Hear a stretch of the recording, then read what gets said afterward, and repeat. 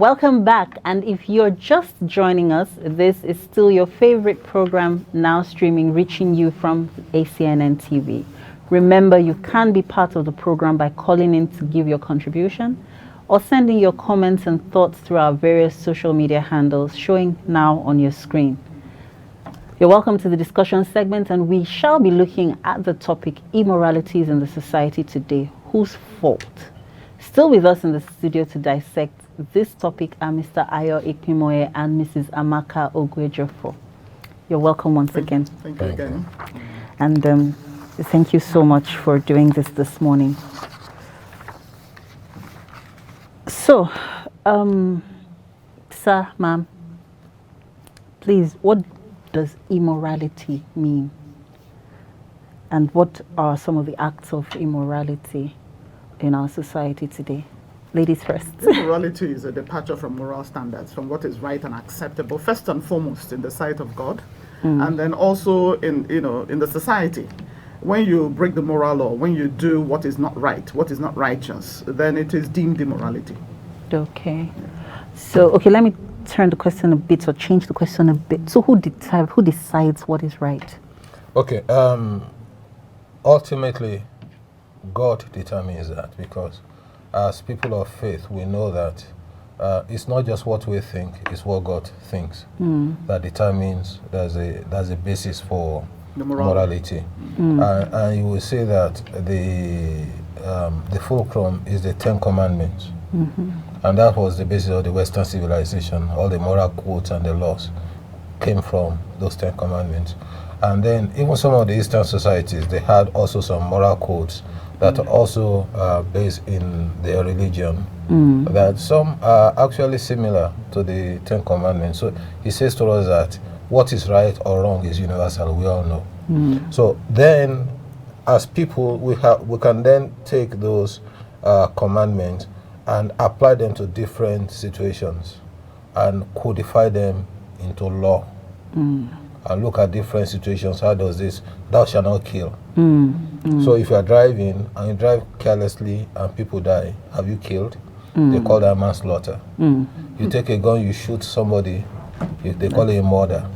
Then they talk about first degree murder and second degree murder and all of that. So it's still just applications of that basic commandments to different happenstances. So both, so morality is determined by God and also by man. Okay, so who teaches morality? I think basically the first teachers of morality are the parents in the home, because we must not forget that we say it, but I don't know whether we actually believe it, that the society, the bedrock of society is the family unit. And so the first teachers of morality are the parents.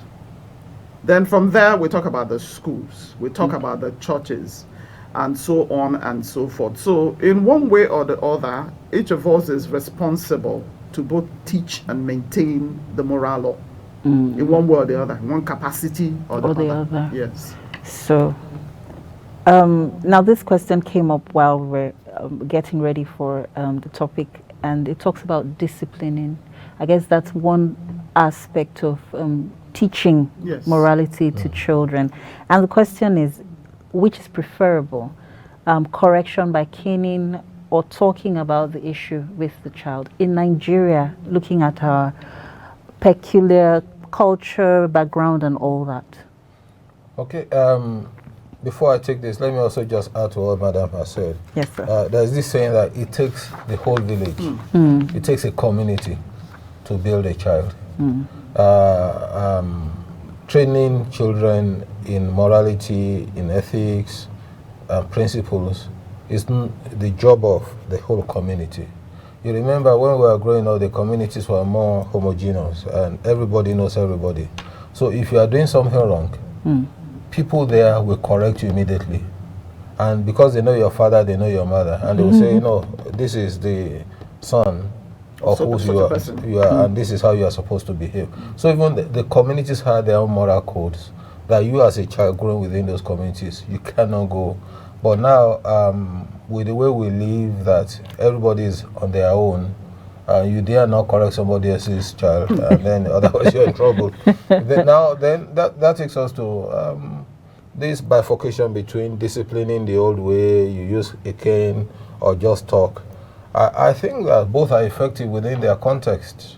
Okay. In the 1940s, a train of thought came from the West that children are not supposed to be beaten, physically disciplined, just talk to them, counsel them.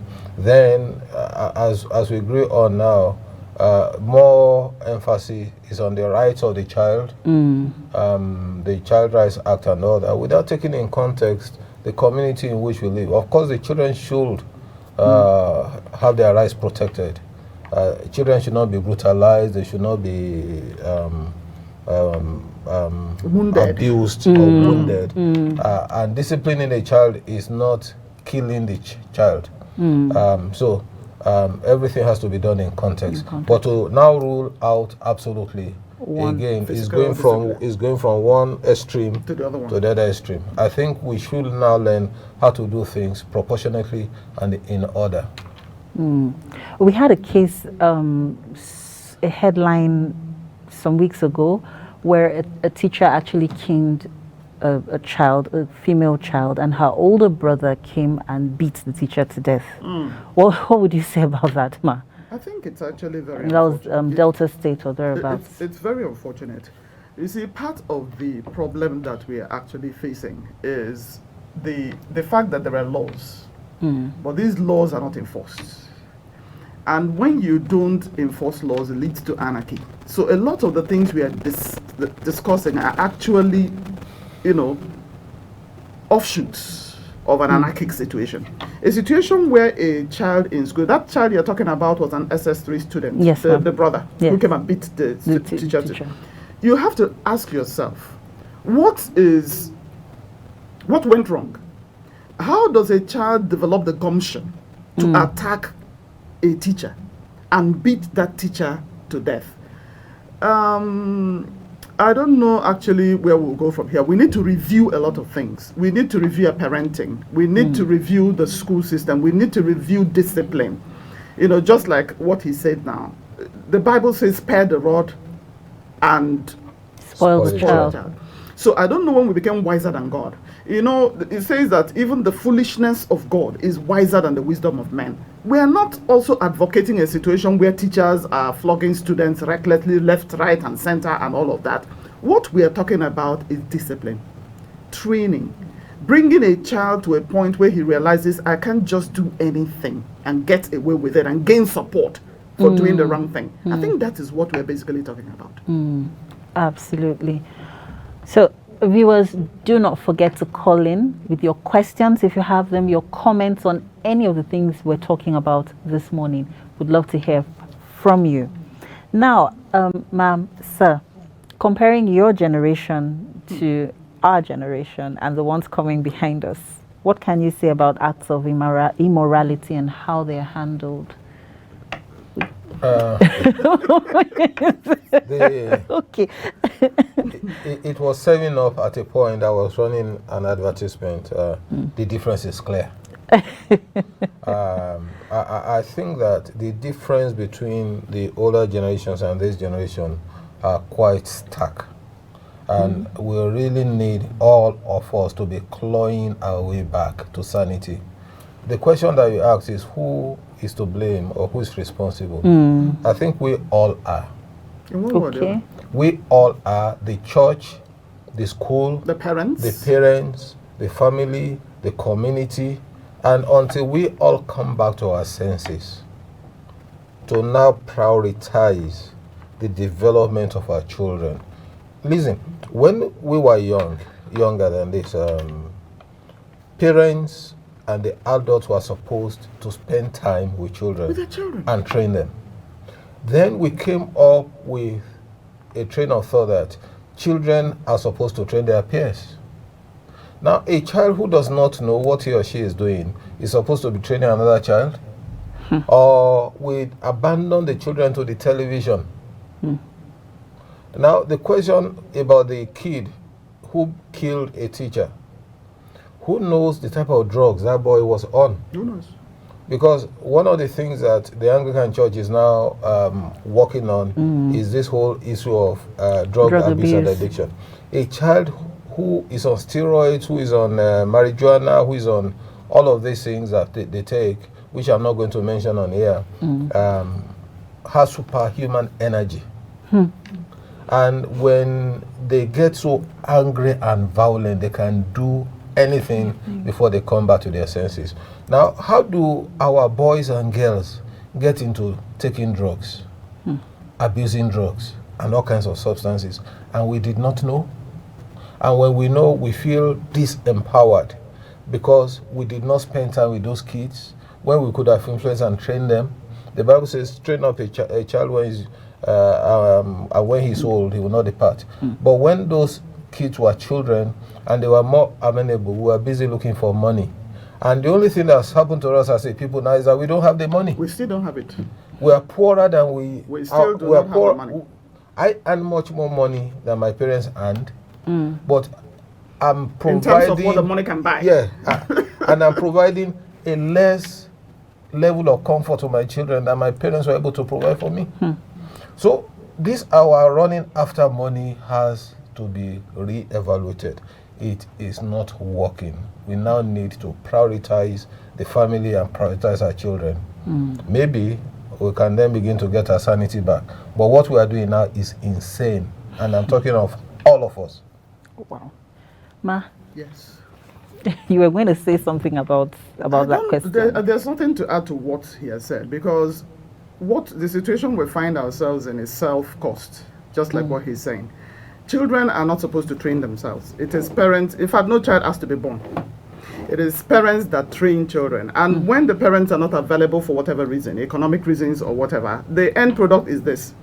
What we are seeing is not far-fetched. It is going to happen more and more. We'll hear more stories as time goes on, because this generation of parents are less effectual than the last one. And the last ones are less effective. It's not even the way my parents trained me. You know, we have imbibed a lot of modernity and a lot of modern concepts. You say, you know, talk to the child, you know, what does the child know that you're actually discussing and debating? Where is the child coming from? You know, when you talk to adolescents, they say, Mom, leave that thing, all this is old generation. They don't know. All they know is internet. All they know is mobile devices. All they know is TV. All they know is what a child values. And you're talking about discussions. You know, I think there's a time and a place for everything, especially when the children are young. That resetting, using the cane, I think it's very necessary. Resetting. It's resetting, yes. I think it's necessary. I like it. But I wanted to ask, so where did that disjoint happen? In the sense that, how would you now find a child that was properly disciplined, now having her own children and refusing to pass on that discipline? Yes. Where is the disconnect? Is it that that child did not understand what the parents were trying to do, or has just decided, look, I'm not going to pass this on? They understood it's a departure, it's a deliberate departure. Because you see, several people say, I will not bring up my children the way my parents brought me up, because my parents were wicked to me. They call that discipline and the caning and all of that, they call it wickedness. So they say, when I have children, I will not put them through what my parents put me through. And so, because they have made up their mind, by the time the children start coming, they begin to exercise what they have already made up their minds to do. So it's not, they can't repeat it because they don't want to. Not because it is not possible, but because they have no desire to do so. They don't have any desire to do so. So they just implement their own modern ideologies. And they oftentimes, it is the same product you get in the West that we're getting now. Yeah.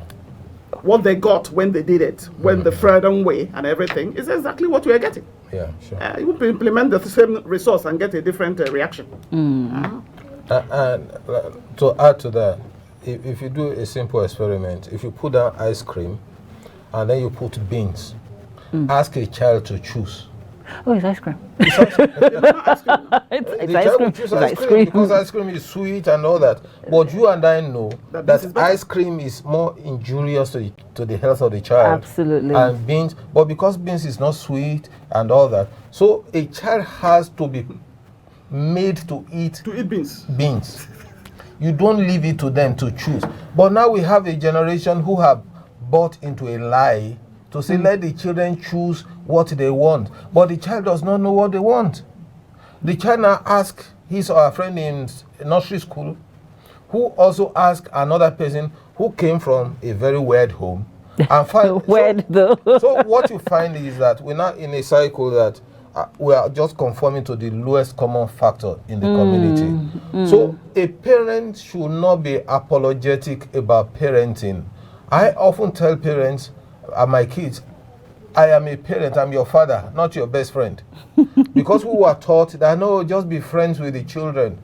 No, at a point you have to be a parent. When the children have grown up and understood the fact, then you can talk about being friends. You brought up the child into the world. It's intentional. So it is your responsibility to train, to empower, to give those children what they need. They have to develop the mental and the ethical muscles to live in the society.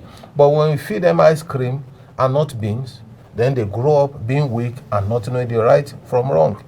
And that's where we are now. Sorry, I think another dimension to this is that even where one parent is minded to train the child, oftentimes they get very stiff opposition from the other one. Usually, I'm sorry, mothers. Yes. Because when a father wants to train his children, the mother will jump out and say 9 months. 9 months. As if anyone carry their own for 3 months. They will not allow the man, because most men tend to be more, how will I say it, harder. Firmer. Let me use the word firm. Most men tend to be firmer. But when the father wants to be firm, because he's seen what is going to become of this child, if we continue traveling this road, the mother becomes a barrier.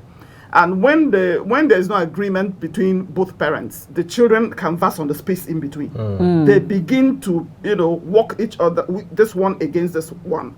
Begin to, and at some point, the two parents even begin to compete for the affections of their children. Your mom is the one who's severe. I'm the one who's nice to you. I'm the one who buys the ice cream and all of that. So where do we go? Where do we go? So let's look at the current incidents that happened, Dowen College, Lekki, and the one that happened in Delta State. What would you say? Okay, let me take two questions now in one. What would you say about the acts and measures taken to calm the situations, both situations? And then what would you say, because I heard a school of thought saying the parents of the accused children in Dowen College taking their children out of the scene, although it's still hearsay, but I heard somebody say that, they were only trying to protect their children since investigations have not been carried out. What is your take on that? I think schools need to become more proactive. You see, all it takes for misbehavior to become anarchic is when there is no restraint, when there is no, you break a law and the repercussion is not there. And for several of these children, even when the school is doing their best to guide them right, the parents come.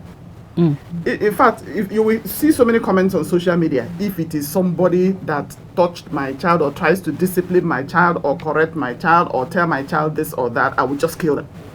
And you ask yourself, when a teacher is laboring under this kind of pressure, what do you actually expect from the teacher?